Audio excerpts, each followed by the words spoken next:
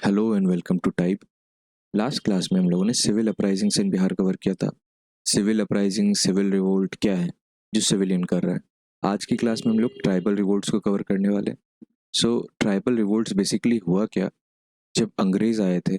आपको पता है, अगर हम बिहार को ड्रॉ करें उस टाइम का बिहार, तो ये बिहार कुछ ऐसा है जिसमें बंगाल भी आ रहा है, बिहार तो आ ही रहा है, झारखंड और उड़ीसा भी आ रहा है। ठीक है, ये सब है। तो सपोज करो कि ये कुछ गंगा नदी है और ये यहाँ से टर्न कर रही है। तो ये एरिया झारखंड था और ऊपर बिहार हुआ करता था। ठीक है, तो झारखंड में इसके साउथ में, मतलब रिवर का जो ट्रैक है, ये जो रूट है, उसके साउथ में फॉरेस्टेड एरिया हुआ करता था। और जो गंगा के नॉर्थ वाला एरिया है, मतलब इमीडिएट साउथ की बात नहीं कर रहा मैं, थोड़ा नीचे आ जाओगे और ज़्यादा साउथ में तो प्लेचू है, जो हमारा छोटा नागपुर प्लेचू वो रीजन। और अगर रिवर के ऊपर की बात की जाए तो ये प्लेन एरिया हुआ करता था। तो यहाँ पे एग्रीकल्चर बहुत ज़्यादा अच्छा था यहाँ पे। बट साउथ में एग्रीकल्चर उतना ज़्यादा नहीं था, फॉरेस्टेड एरिया था। तो फॉरेस्ट होता था तो ये बात ऑब्वियस है, फॉरेस्ट में ट्राइबल्स रहेंगे। और ट्राइबल के साथ सबसे अच्छी चीज़ होती है कि उनका खुद का कल्चर होता है। वो प्रोटेक्ट करते हैं, पूजा करते हैं, है ना। पेड़ पौधे, नेचर, ये सब वर्शिप करते हैं वो। तो इनके वे ऑफ लाइफ को जब अंग्रेज आकर के चैलेंज करने लगे, तो फिर मामला बिगड़ता गया। फॉर एग्जाम्पल क्या करते थे, मिशनरी आती थी। मिशनरी क्या करती थी, वो लोग प्रोपोगेट करते थे क्रिश्चियनिटी को। बट इनका खुद का ऑटोनोमस रिलीजन हुआ करता था, नेचर वर्शिप इनको आदत थी या फिर नेचर वर्शिप करते थे। तो इस चीज़ से वो लोग चैलेंज फील करने लगे कि भाई कोई नई ताकत आकर के हमारे को चैलेंज कर रही है, ऐसा फील करते थे। तो उनको एलियनेशन फील होता था। और वो आएंगे ही क्यों, पहली बात, उनका कोई अधिकार तो है नहीं, सालों से ये और इनके पूर्वज यहाँ रहते आए हैं। तो फिर कोई नई ताकत आकर के इनके वे ऑफ लाइफ को चैलेंज करे, ये सब एक्सेप्टेबल नहीं था इनको, पहली चीज़। दूसरी चीज़, इनका खुद का कल्चर हुआ करता था। अब मान लो हमारे कल्चर का कुछ पार्ट है, जैसे हम कुछ फेस्टिवल सेलिब्रेट कर रहे हैं, उस पर अगर कोई रेस्ट्रिक्शन आके लगाए कि भाई तुम ये कर रहे हो तो हमें ये प्रॉब्लम हो रही है, तो ये भी एक्सेप्टेबल नहीं था इनको। फिर इनके नेचुरल रिसोर्स जैसे फॉरेस्ट में रहते हैं, उनका फॉरेस्ट से ही उपार्जन करते थे, वहाँ से ही लकड़ी लाते थे, वहाँ से ही फ्रूट कलेक्ट करते थे। जो भी होता था, फॉरेस्ट ही उनके लिए सब कुछ था। लेकिन अंग्रेज आए और वो फिर एक्सप्लॉइट करने लगे जंगल को। यानी कि जंगल से लकड़ी काट के ले जा रहे हैं, सप्लाई कर रहे हैं इंग्लैंड में।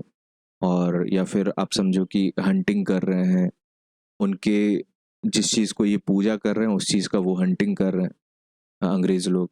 तो ये सब चीज़ उनको बहुत बुरा लगता था और इस चीज़ के लिए वो लोग बहुत दिन से परेशान हो रहे थे। तो ये सब टाइम टू टाइम रिवोल्ट के रूप में बाहर आता गया।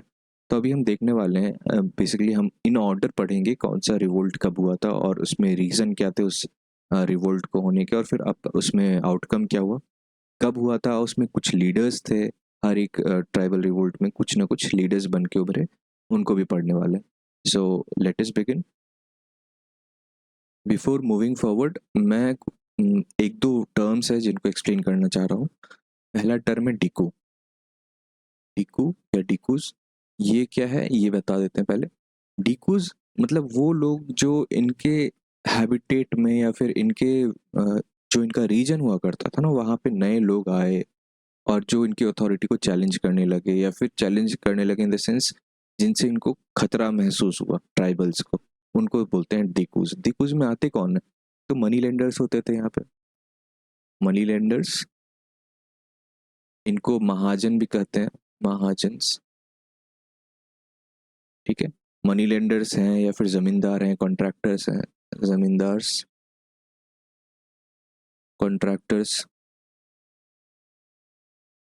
ठीक है, कॉन्ट्रैक्टर्स हो गए, या फिर ब्रिटिशर्स को भी बोल लो, ब्रिटिश ऑफिसर्स, ब्रिटिश ऑफिसर्स। तो ये सब जो है इनको डीकूज बोलते थे वो, ट्राइबल्स। ठीक है, ट्राइबल्स बोलते थे डीकूज इनको। और एक और है जिसे बेगारी बोलते हैं, बेगारी, और बेत बेगारी। ठीक है, ये क्या है, ये फोर्स्ड लेबर है। फोर्स्ड लेबर का मतलब है कि मैं आपसे काम करा रहा हूँ, आपको पैसे भी नहीं दे रहा, आपको करना भी है वो काम। तो ये होता था बेगारी या फिर बेत बेगारी। तो ये दो टर्म्स हैं जिन्हें जाने, मतलब हमने देख लिया। अब हम देखने वाले हैं मैप उस टाइम का। मतलब करंटली जो झारखंड है, ज़्यादातर ट्राइबल रिवोल्ट्स वहीं पे कॉन्सेंट्रेटेड थे। तो उनको अभी देखेंगे, पहले मैप देख लेते हैं एक बार।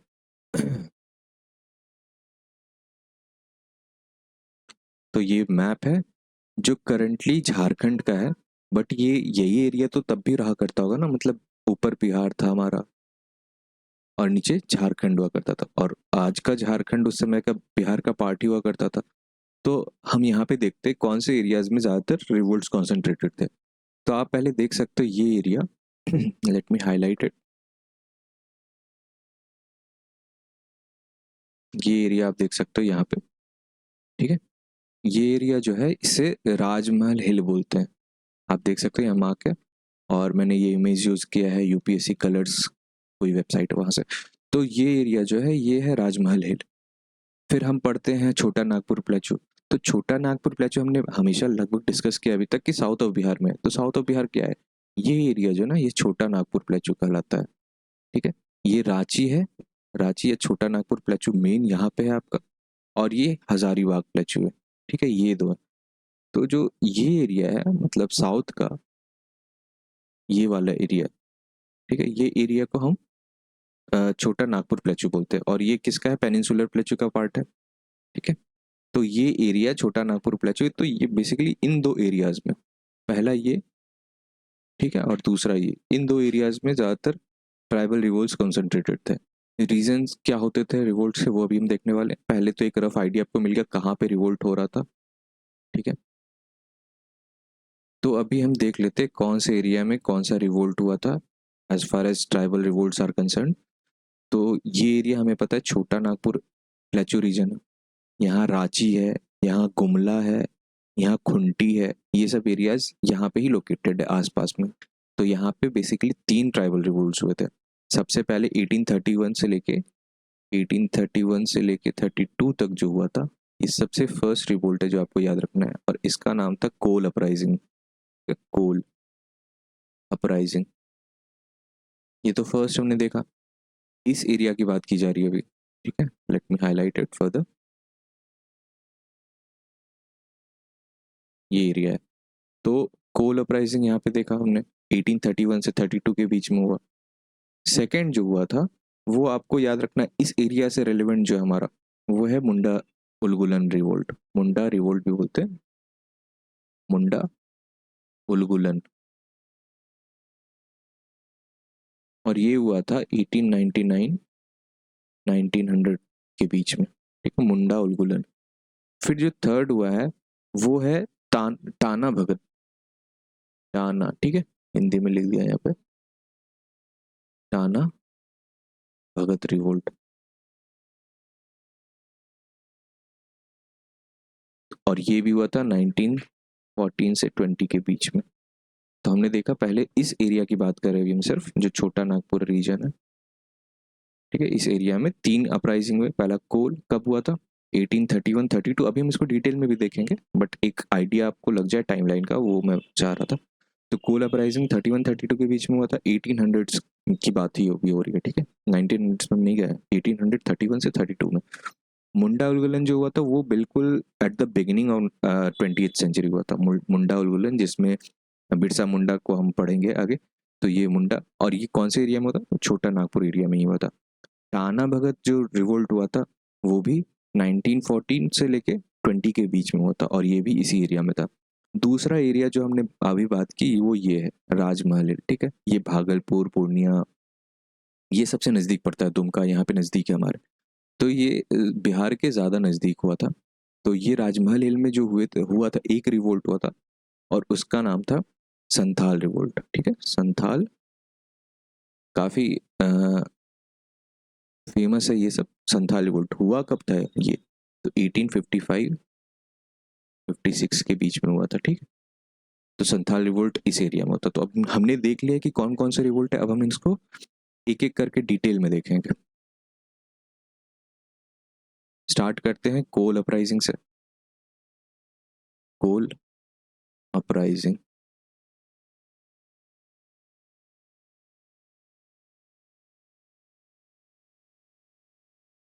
तो कोल अपराइजिंग के जो लीडर थे पहले उनको देखते हैं। पहले ये देख लो कि 1831 से 32 हमने डिस्कस किया,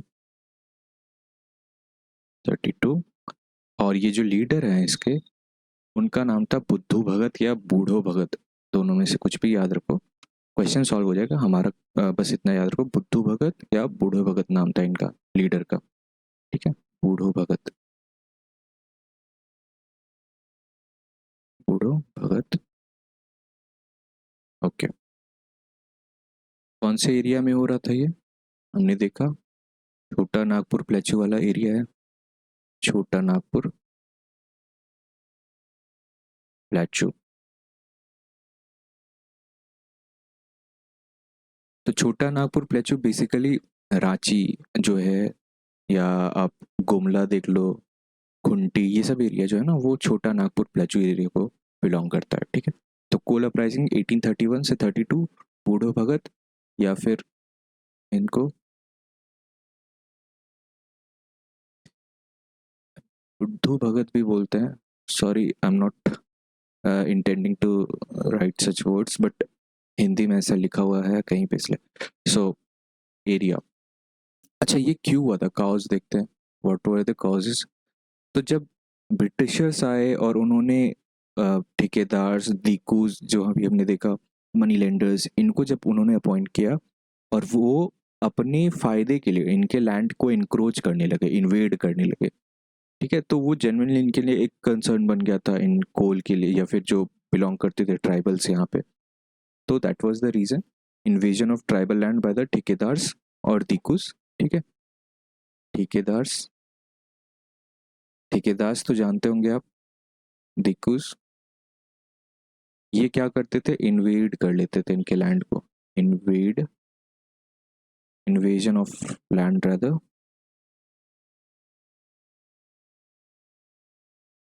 इन्वेजन ऑफ लैंड्स। ठीक है, और दूसरी चीज क्या है कि इनका अलग ही इम्पोज कर देते थे रेवेन्यू सिस्टम इन पे, यानी कि ये जब आए तो आए, एक तो इन्वेड कर लिया, ऊपर से अपना रेवेन्यू सिस्टम भी इम्पोज कर दिया।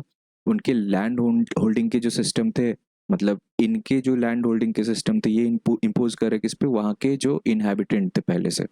लैंड होल्डिंग सिस्टम और रेवेन्यू सिस्टम, इन दोनों को वहाँ पे इम्पोज कर दिया इन पे,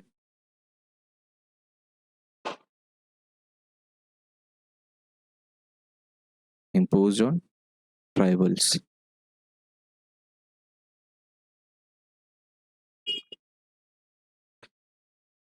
ये किया सो किया, इसके अलावा क्या क्या बेगारी भी करवाने लगे, फोर्स्ड लेबर, हमने देखा भी, बेगारी ये भी कराने लगे। आपस में इनके लड़ाइयाँ हो, ऐसी चाल चलते थे वो। ठीक है, सोशल डिसइंटीग्रेशन कराने लगे, सोशल डिसइंटीग्रेशन। तो वो बहुत कुछ कर रहे थे जिससे ये ऑफेंड होकर के फाइनली रिवोल्ट करते हैं। तो कोल अपराइजिंग में हुआ क्या था, पहले तो लीडर इनके बूढ़ो भगत या बुद्धू भगत जो भी बोलो, ये थे। टाइम देख लो, कौन सी रीजन में हुआ ये देखो, किस वजह से हुआ। वजह ये था कि ठेकेदार या फिर दिकूज, ये लोग आकर के इनके लैंड को एनक्रोच कर रहे थे, और खुद के लैंड होल्डिंग सिस्टम, मतलब उनको जो पैटर्न पे लैंड होल्डिंग हुआ करता होगा उनको इम्पोज करने लगे। इनका ट्राइबल अलग ही वे ऑफ लाइफ था, तो इन पे अपना इम्पोज कर रहे हैं सिस्टम, रेवेन्यू सिस्टम इम्पोज कर रहे हैं। तो ये सब कल्मिनेट कहाँ होता है, रिवोल्ट होता है फिर। तो फाइनली क्या होता है, बेगारी भी इनसे करवाते थे, बेथ बेगारी और बेगारी भी हमने देखा। तो फिर आउटकम क्या होता है इसका, आउटकम फाइनली इसको सप्रेस कर दिया जाता है, सप्रेस्ड बाय ब्रिटिशर्स। ठीक है, अब सप्रेस तो किया ही, फिर इन्होंने एक चाल और चला, यहाँ के जो ट्राइबल चीफ हुआ करते थे, ट्राइबल चीफ्स, उनको अब बना दिया कि जाओ अब आपकी जिम्मेदारी है और सारे स्टेट हम आपको ट्रांसफर कर रहे हैं, अब आप देखो और आप संभालो ऐसे, लेकिन काम हमारा होना चाहिए बस। ट्राइबल चीफ, उनको ट्रांसफर कर दिया गया। ठीक है, इनको एम्पावर कर दिया गया, basically empowered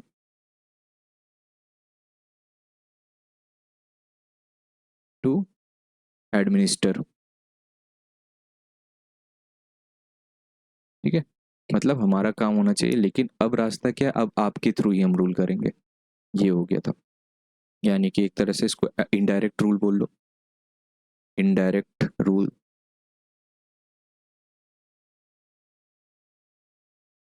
by the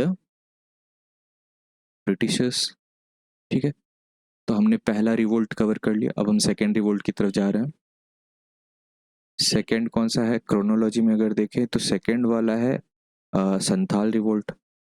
Santhal, हमने देखा संथाल रिवोल्ट कहाँ पे हुआ था, मैप में भी हमने देखा है, राजमहल वाला एरिया। ये देखो संथाल रिवोल्ट इस एरिया में हुआ है। वोल अपराइजिंग यहाँ हुआ था 1855-56 में हुआ है सेकेंड नंबर पे। तो मेंशन कर लेते हैं 1855 से 56 के बीच में हुआ था। लीडर कौन थे इसके, जस्ट अ मिनट। तो लीडर थे इनके सिद्धू और कान्हू मुर्मू। ठीक है, सिद्धू एंड कान्हू मुर्मू। ठीक है, तो यहाँ से आप रिलेट करना इनको, जब भी संथाल रिवोल्ट आए संथाल में हिट करना चाहिए राजमहल। राजमहल कहाँ पे है दुमका वाला रीजन है ना, हमारे भागलपुर पूर्णिया ये सबसे ईस्ट में इसके। ठीक है, तो ये हो गया हमारा संथाल रिवोल्ट, संथाल परगना। फिर इसको किया क्या, मतलब क्यों किया गया था, और एक तो कुछ लीडर और है इसमें, उनको भी नोट कर लो, जैसे कि चांद, भैरव, फूलो और जानू नाम इनका। ठीक है, चांद, फूलो, भैरव और झानो। ठीक है, रिलेट करना, लेकिन इनका मेन ये याद रखना आप, इन दोनों का नाम। ठीक है, ये भी है बट मेन ये है। और हुआ कहाँ पर था, तो ये राजमहल हिल्स के आसपास हुआ था, राजमहल हिल्स। लोकेशन आपको दिखा दिया हमने मैप पे। और कॉज क्या था इनका, तो हमने सारे कॉज तो ब्रॉडली देख ही लिए थे, बट यही था कि सबसे पहले तो इनका कल्चर खराब कर दिया, इनके ट्राइबल कल्चर को डिस्ट्रॉय करने की कोशिश की ब्रिटिशर्स ने। क्या किया इन्होंने, इन्होंने मिशनरीज को इंट्रोड्यूस किया था ब्रिटिशर्स ने, मिशनरीज। अब मिशनरीज आए तो वो प्रोपोगेट कर रहे थे क्रिश्चियनिटी को, तो इनका इंडिजीनियस जो कल्चर हुआ करता था, ट्राइबल वे ऑफ लाइफ था जो, उसको डिस्टर्ब कर दिया फर्स्ट। तो missionaries disturbed their way of life.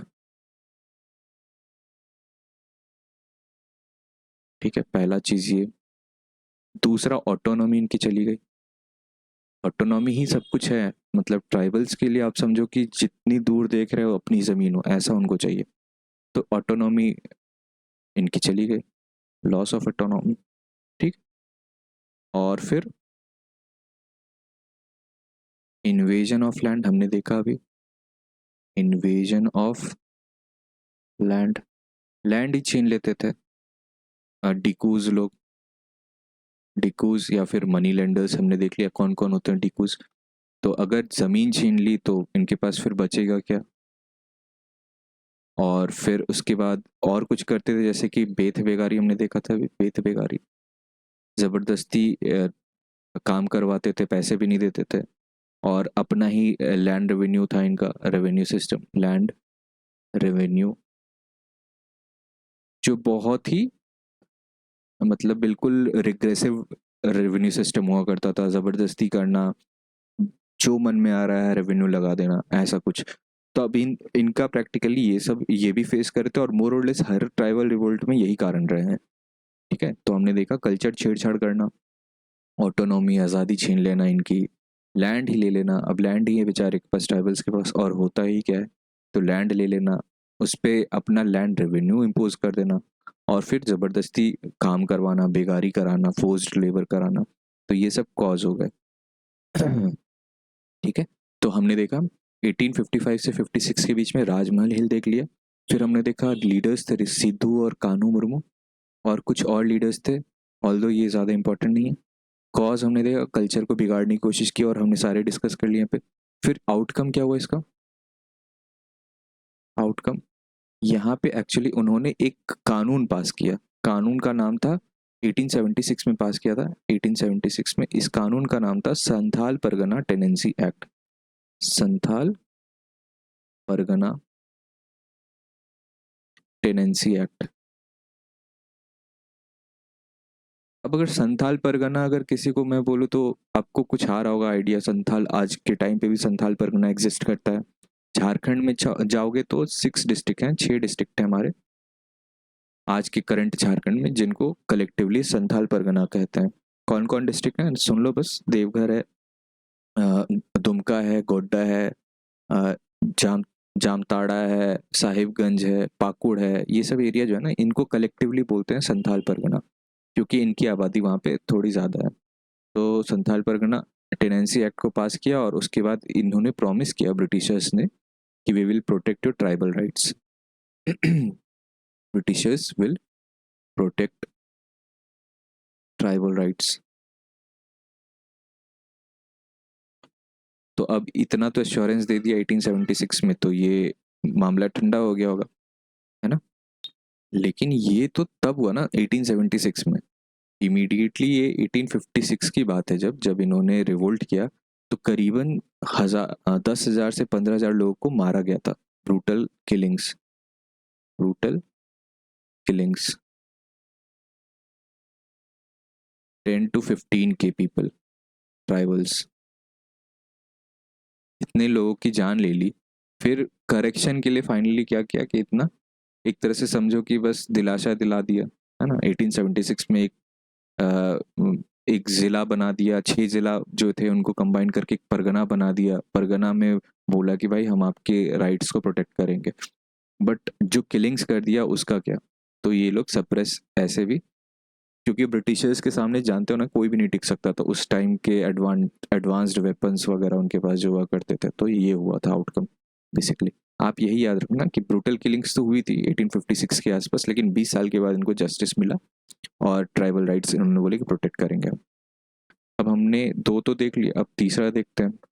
तीसरा कहाँ पे है? ये भी छोटा नागपुर प्लेचू रीजन में, और इसका नाम क्या है?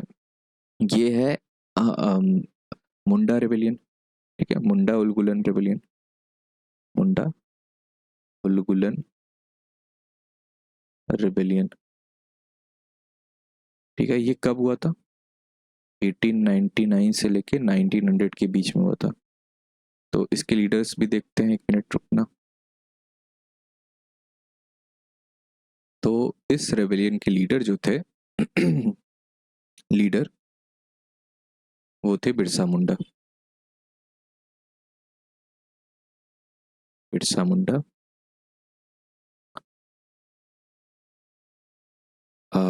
15 नवंबर को इनका बर्थ एनिवर्सरी होता है, और उसी दिन डिवाइड हुआ था झारखंड बिहार से। ये सब हमने डिस्कस किया पहले। तो बिरसा मुंडा थे, भगवान बिरसा मुंडा भी बोलते हैं इनको। तो बिरसा मुंडा लीडर थे इनके। अब कारण क्या हुए होंगे? तो तब एक सिस्टम हुआ करता था उनके टाइम पे, जिसे बोलते हैं खून कट्टी सिस्टम। कॉजेस, तो खून कट्टी सिस्टम एग्जिस्ट किया करता था इनके टाइम पे, ट्राइबल्स के टाइम पे। खून कट्टी सिस्टम, तो ये लोग इनके वे ऑफ लाइफ का एक हिस्सा हुआ करता था, जिसमें ये ना लैंड के अलग अलग टुकड़ों को एक साथ कलेक्टिवली होल्ड करते थे। मतलब अगर लैंड है तो उसका कोई एक ओनर नहीं हुआ करता था, बल्कि पूरी कम्युनिटी ही उसको ओन करती थी। तो खून कट्टी सिस्टम क्या है? कम्युनिटी होल्डिंग ऑफ लैंड्स, या collective ownership of land, collective ownership of land. But जैसे ही ब्रिटिशर्स आए, उन्होंने बोला ये तो नहीं चलने देंगे हम। ब्रिटिशर्स इम्पोज्ड जमींदारी सिस्टम। हाँ,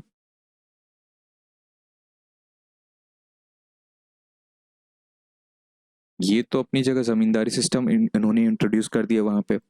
और फिर बोले कि अब तो तुम्हें यहाँ से रेवेन्यू भी देना पड़ेगा। Revenue was also imposed.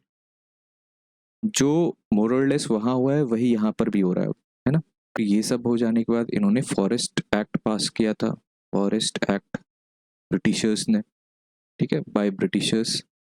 ये एक्ट आ जाने के बाद इन्होंने क्लेम किया कि जो भी फॉरेस्ट में रिसोर्सेज है, लकड़ी है, पत्ता है, जो भी ले रहे हो यहाँ से, वो तुम्हारा नहीं है बेसिकली, वो हमारा है। मतलब ब्रिटिशर्स बोलते हैं अब ये मेरा है, हमारा है, हम इसको जैसे चाहें यूटिलाइज करें, तुम इसे छेड़छाड़ नहीं करोगे। तो it was direct intrusion in their way of life, है ना। आप उनके जो भी उनका कल्चर है, उनका तौर तरीका है, जंगल से अपना वो कुछ कलेक्ट करके लाते हैं, उससे उपार्जन करते हैं, घर चलता है उनका। तो उस चीज़ पे ये लोग टांग अड़ाने लगे। तो ये उनसे बर्दाश्त नहीं हुआ ट्राइबल्स का, ये भी एक रीज़न बन गया। दूसरा इसके बाद क्या हुआ, कल्चर में हमने देखा कल्चर को डिस्टर्ब करने की कोशिश की, disturbed by the penetration of missionaries. Missionaries आके अब इनको क्रिश्चियनिटी फैलानी थी, तो सबसे जो इनोसेंट लोग हैं ट्राइबल्स होते हैं, उनको पकड़ के उनको कन्वर्ट करना और उनका ब्रेन वॉश करना, ये सब करने लगे। तो डिस्टर्ब बाय मिशनरीज, कल्चर हो गया इनका डिस्टर्ब। और फिर यहाँ पे बेकारी भी कराते थे ये लोग, बेकारी, फोर्स्ड लेबर कराते थे। तो ये सब कुछ कुछ कंट्रीब्यूशन थे जिन्होंने सब कुछ मिल करके एक बार रिवोल्ट का रूप लेता है। ठीक है, तो रिवोल्ट हुआ तो फिर उसका कॉन्सिक्वेंस क्या होता है या आउटकम क्या होता है? आउटकम हमने यहाँ लिखा है क्या कि कौन से एरिया में है? नहीं, तो ये एरिया छोटा नागपुर है। छोटा नागपुर रीजन, प्लेचू रीजन जो है, कौन कौन सा, रांची वगैरह, रांची गुमला ये सब जगह है। ठीक, तो मुंडा उलगुलन रेबेलियन यहाँ पे हुआ था, कब हुआ था? 1899 से 1900 के बीच में हुआ था। बिरसा मुंडा लीडर हुआ करते थे इसके। और खूनकट्टी सिस्टम प्रिवेलिंग था वहाँ पे पहले, जो ट्राइबल लोग सपोर्ट करते थे इसको।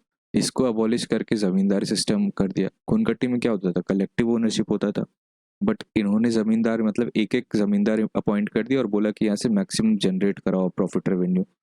तो ये सिस्टम इन्होंने ब्रिटिशर्स ने किया, तो अब उनकी ज़मीन चली गई, उनको गुस्सा आया। और सिर्फ इतना ही नहीं, फॉरेस्ट राइट एक्ट उनका हुआ करता था। फॉरेस्ट एक्ट ब्रिटिशर्स ने ला करके, मतलब अब आप उसके रिसोर्सेज पे भी क्लेम नहीं कर सकते हो अपना, जंगल की जो भी चीज़ें हैं आप उसको यूज़ ही नहीं कर सकते। तो वो तो सब कुछ छीन लिया, लैंड छीन लिया, फॉरेस्ट के रिसोर्सेज छीन लिए, कल्चर बिगाड़ दिया, ज़बरदस्ती काम करा रहे हैं, बेगारी करा रहे हैं। तो ये सब सब कुछ कंट्रीब्यूट करता है। लेकिन आउटकम क्या होता है फिर? आउटकम इसका ये होता है, पहले तो सप्रेस तो करेंगे ही, ठीक है। इनको कस्टडी में ले लिया गया। पहले तो Birsa Munda was arrested, Birsa Munda Munda arrested, और इन अरेस्ट तो कर ही लिया, बट जब इनको अरेस्ट किया इनकी कस्टडी में ही डेथ हो गई थी, डाइड इन कस्टडी 1900 में ही। ठीक है, तो बिरसा मुंडा को अरेस्ट कर लिया पहला। लेकिन फिर कुछ अच्छा हुआ क्या कि खून कट्टी को वापस से रिस्टोर कर दिया। खून कट्टी कम्युनिटी ओनरशिप जो हमने देखा भी, कलेक्टिव ओनरशिप, खून कट्टी वॉज रिस्टोर्ड। फिर एक लॉ पास किया जिसका नाम है छोटा नागपुर टेनेंसी एक्ट। ठीक है, और इसमें बोला कि अब हम तुम्हारे ट्राइबल वे ऑफ लाइफ को भी हम प्रोटेक्ट करेंगे, और जो तुमसे फोर्स लेबर कोई कराएगा तो उसके लिए भी सेफ गार्ड प्रोवाइड किया गया था। तो ये एक्ट का नाम क्या है? छोटा नागपुर, नागपुर टेनेंसी एक्ट। ये पास किया था 1908 में, और ये रिस्टोर किया था 1903 में। ठीक है, तो टेनेंसी एक्ट पास किया, इसमें क्या क्या कमिटमेंट था? बोला कि अब तो पहले तो फोर्स लेबर नहीं करेंगे, अबॉलिश करते हैं इसको, अबॉलिश्ड बेगारी। और दूसरी चीज क्या है कि हम तुम्हारे ट्राइबल लैंड को भी प्रोटेक्ट करेंगे, विल प्रोटेक्ट ट्राइबल लैंड। ठीक है, तो ये हमने थर्ड रिवोल्ट भी कवर कर लिया। अब हम देखने वाले अपने फोर्थ रेबेलियन को, फोर्थ रिवोल्ट को। फोर्थ अपराइजिंग जो है वो कहाँ पे हुआ था? तो ये भी छोटा नागपुर एरिया में हुआ था, और इसको ताना भगत मूवमेंट बोलते हैं। ताना, TANA, या हिंदी में भी लिख देते हैं ताना मूवमेंट, टाना भगत, भगत मूवमेंट लिखो इसको, टाना भगत मूवमेंट। और टाइम क्या है इसकी? 1914 से लेकर के 20 के बीच में, यानी कि रफली जब इंडिया में नॉन कॉपरेशन मूवमेंट चल रहा होगा उस टाइम पे, वर्ल्ड वार वगैरह के टाइम पे, फर्स्ट वर्ल्ड वार के टाइम पे। तो ये कौन से एरिया में हुआ? एरिया। तो ये छोटा नागपुर एरिया में ये भी हुआ था, छोटा नागपुर, ठीक है। और जो इनके ये मतलब एक लीडर जो थे इनके, पहले लीडर देखो, लीडर का नाम जत्रा भगत था, जत्रा भगत। तो इनके जो फॉलोवर होते थे ना, इस फॉलोवर्स, उनका नाम था, या उनको बुलाया जाता था टाना भगत के नाम से, फॉलोवर्स वे कॉल्ड टाना भगत। इसलिए इस मूवमेंट का नाम ही पड़ गया टाना भगत मूवमेंट, भगत, या टाना भगत मूवमेंट, भगत्स। तो ये आप समझ लो फॉलोवर्स को बोलते थे, जतरा भगत के फॉलोवर्स को। तो इसके कॉजेस क्या थे? कॉजेस पहले तो वही रेवेन्यू सिस्टम सप्रेस, मतलब थोड़ा रिग्रेसिव टाइप का रेवेन्यू सिस्टम हुआ करता था उनका। तो revenue system was harsh, system was harsh, ठीक है। दूसरा क्या है, तो जो लोकल ब्रिटिश अथॉरिटीज़ हैं वो परेशान करते थे इनको, उनकी पॉलिसी अच्छी नहीं थी, policies of local British authorities, British authorities, ठीक है। और बिजनेस प्रैक्टिस जो करते थे ज़मींदार वहाँ के, वो भी ठीक नहीं था। मतलब अगर वो समझो किसी से ज़बरदस्ती कर रहे हैं, जो इनका तरीका है, तौर तरीका, उसमें इंटरफेयर कर रहे हैं, वही अगेन सेम चीज़ें। तो बिजनेस प्रैक्टिसेस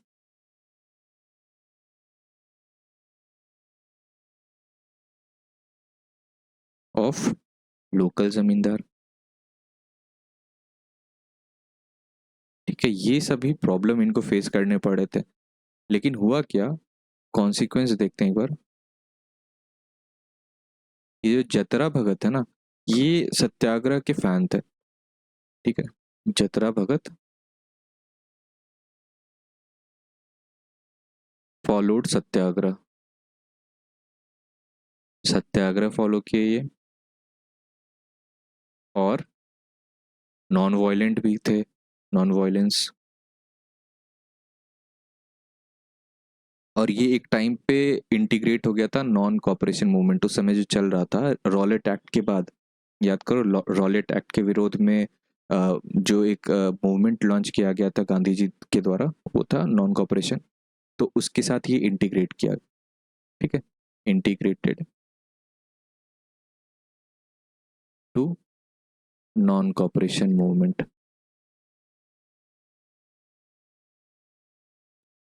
और ये इंटीग्रेट कब हुआ था?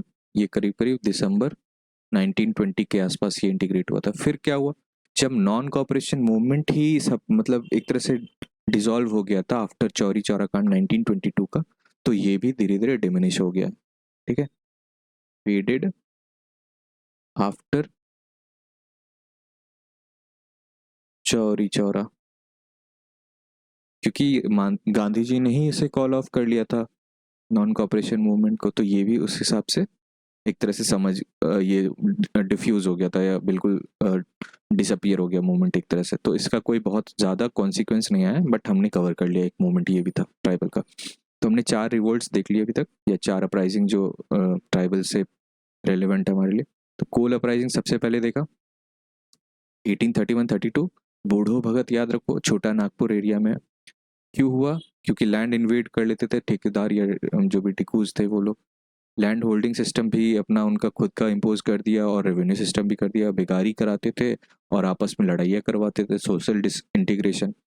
फिर क्या हुआ, सप्रेस किया सबसे पहले ब्रिटिशर्स ने, और दूसरा क्या किया कि एक इनडायरेक्ट रूल एस्टेब्लिश करने की कोशिश करी। जितने भी वहाँ पे चीफ हुआ करते थे, पहले उनको अपने साइड किया, और उसके बाद वापस से वही सारे रूल्स लगभग थोड़े बहुत मॉडिफिकेशन के साथ चलाते रहे। तो कोल अपराइजिंग का कोई खास फायदा तो नहीं हुआ, अपराइजिंग तो हुई लेकिन मोरलेस चीज़ें बदली नहीं। संथाल रिवोल्ट कब हुआ था? 55-56 में। कहाँ हुआ था?